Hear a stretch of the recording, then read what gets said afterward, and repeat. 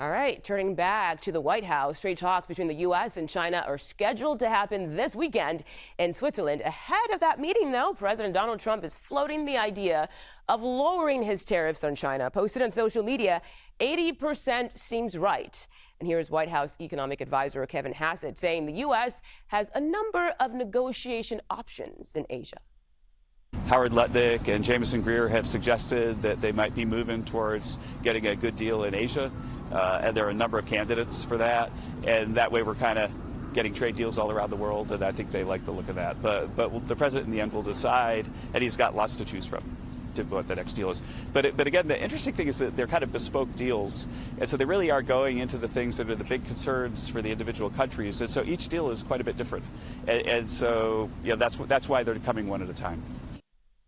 All right, let's bring in CBS News MoneyWatch correspondent Kelly O'Grady. Kelly, we know U.S. trade talks with China will happen tomorrow, and we've seen a significant drop in shipments of Chinese goods to the United States. So who has more to lose going into this meeting?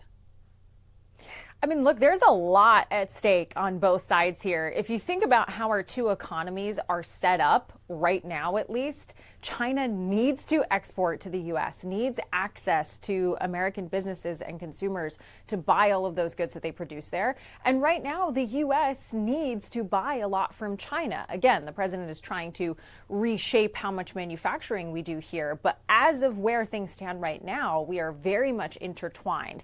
If you zoom out to 30,000 feet, I would say that China has a little bit more to lose going into this negotiation, and that's because of where their economy stands right now. I mean, even just since the pandemic, I know it's been 5 years, but they have struggled to really jumpstart things coming out of that. They are very much an export economy, meaning that they rely on selling to different parts of the world. You mentioned the fact that U.S. imports from China have dropped dramatically. They have been able to offset that some by selling to other Asian nations more, but from a long-term perspective, that's not necessarily sustainable. And they have done a lot when it comes to just flooding their economy with stimulus money from the government, but also, again, not sustainable. So look, both sides have a lot at stake here, and I don't want to downplay the turmoil that has been caused to U.S. businesses, especially small businesses. Many of them, have told us that they may go out of business because of these tariffs.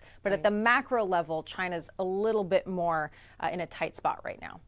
See what happens this weekend. Kelly, I also want to ask you about this trade deal because we know the U.S. has made its first deal since President Trump's tariffs. So what can you tell us about this deal between the United States and the U.K.? The biggest thing that stung out to me is the 10% baseline tariff, right? I mean, that could still raise prices for consumers here when we're buying what we get from the UK. So that was one thing. The other thing that really stuck out is this $5 billion worth of new market opportunity for U.S. farmers, the U.S. agriculture industry. A lot of the folks that I'm talking to in that space very much cheered this deal. There's also an exemption for the first 100,000 automobiles that are sold, going from a 25% tariff down to a 10% tariff. And then there are negotiations to happen around potential exemptions in the steel and aluminum tariffs that we've seen. I think largely this is really more about the momentum that this is the first deal that gets done. The UK is an important trading partner, but certainly not on the level of China, Mugo. Okay, Kelly O'Grady, thank you for your insight and happy Friday to you.